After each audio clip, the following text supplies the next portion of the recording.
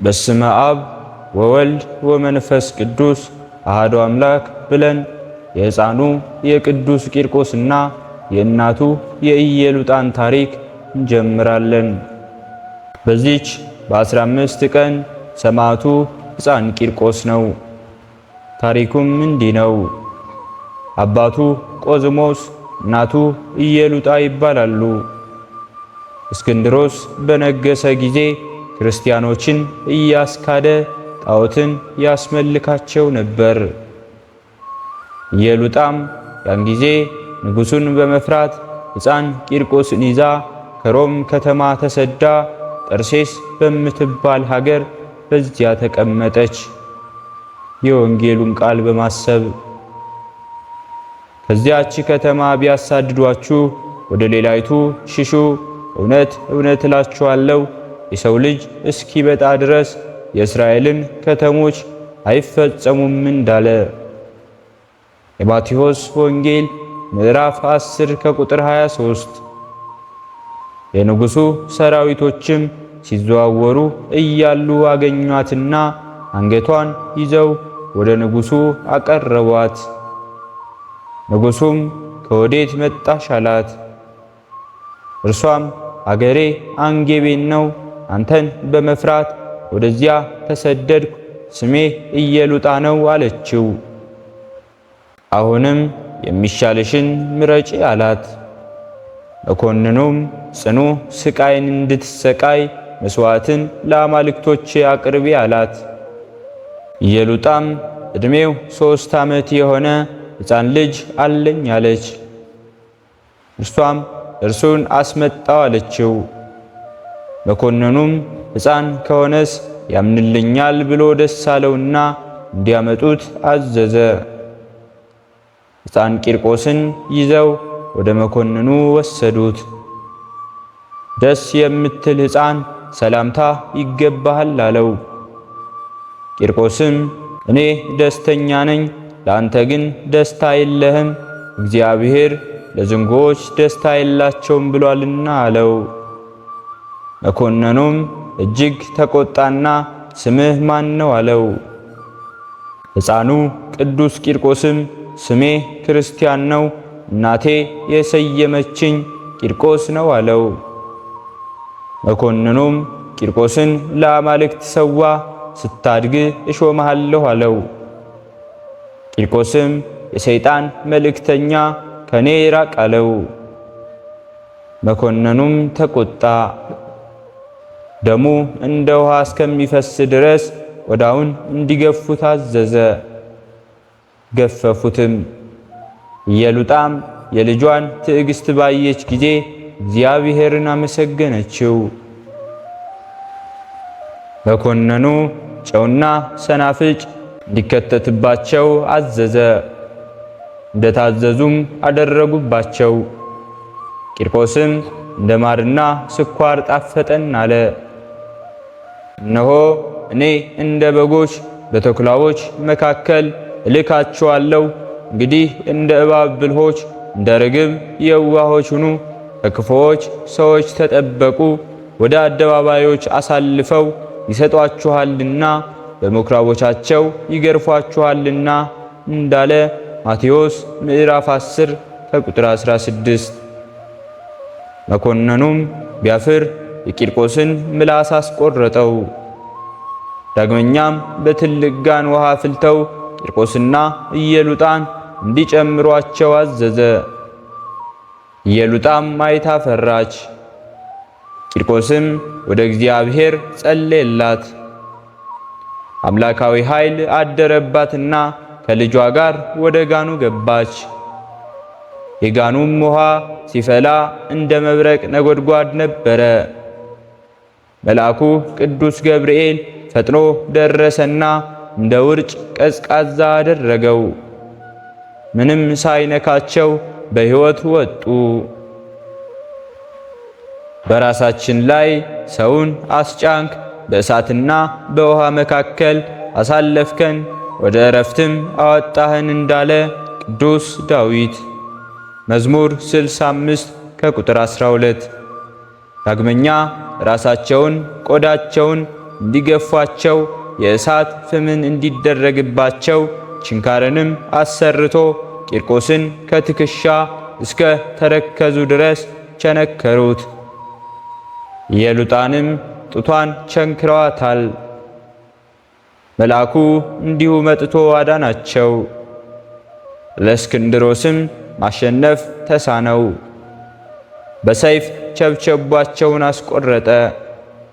እስመ በእንቲአሁ ይቀትሉነ ሁሎ አሚረ ወኮነ ከመ አባግዕ ዘይጠብሑ እንዳለ ቅዱስ ዳዊት መዝሙር 40።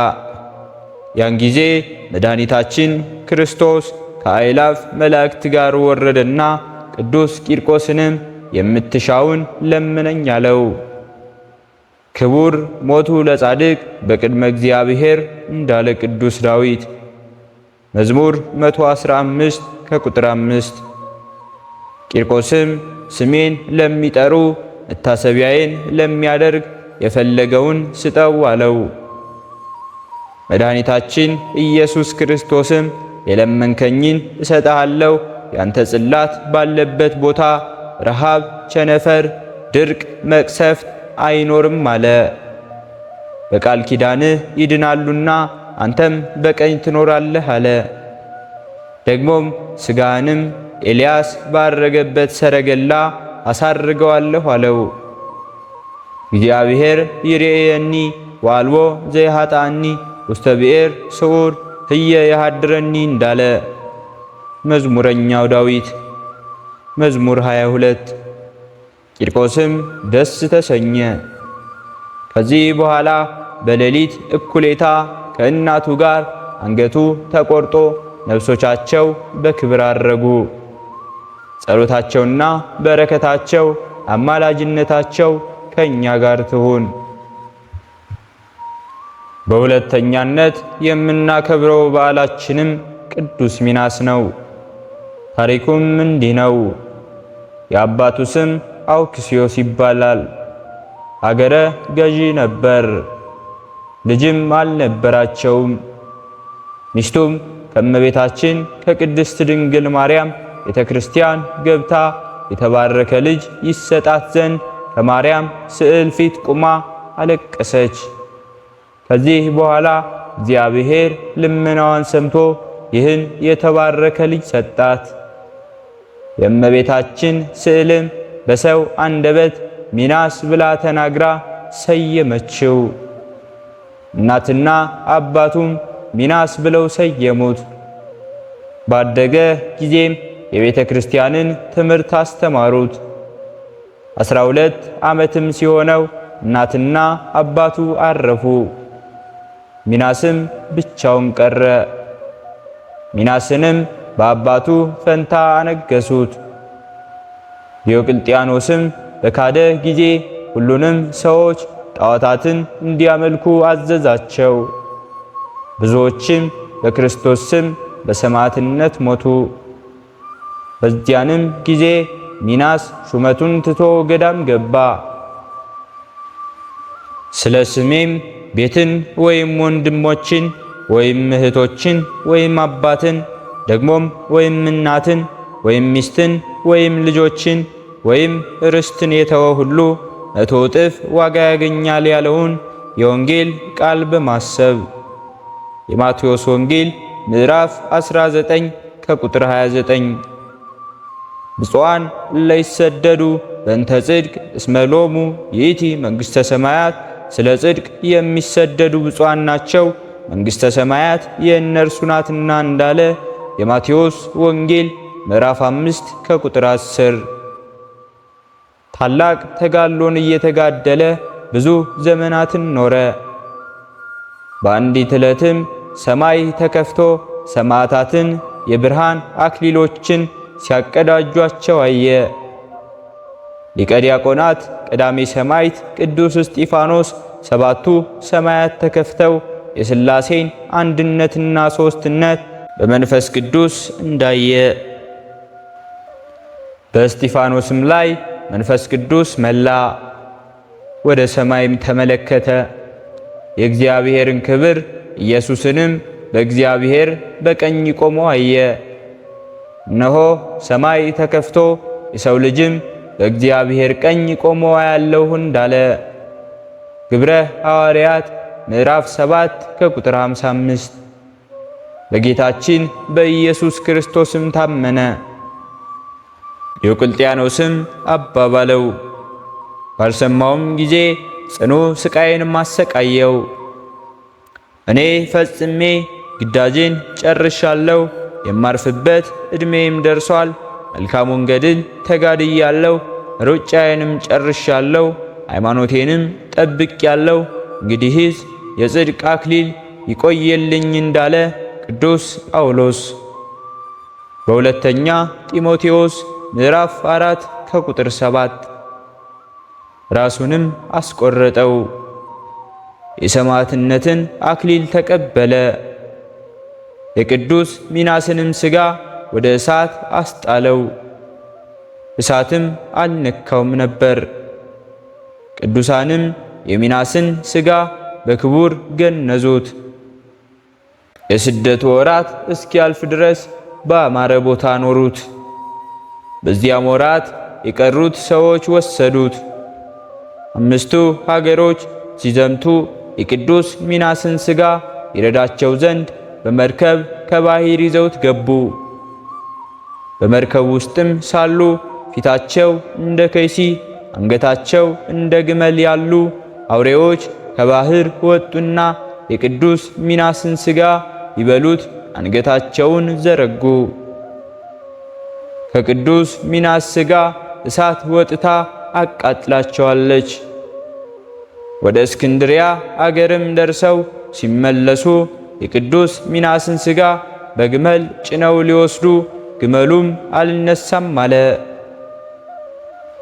አብስተውም ደበደቡት፣ አልተንቀሳቀሰምም ነበር። የጻድቅ ሰው ጸሎቱ ኃይልን ታደርጋለችና እንዳለ ያዕቆብ ሐዋርያ ምዕራፍ 5 ከቁጥር 13፣ እንዲሁም ምዕራፍ 16 ከቁጥር 19።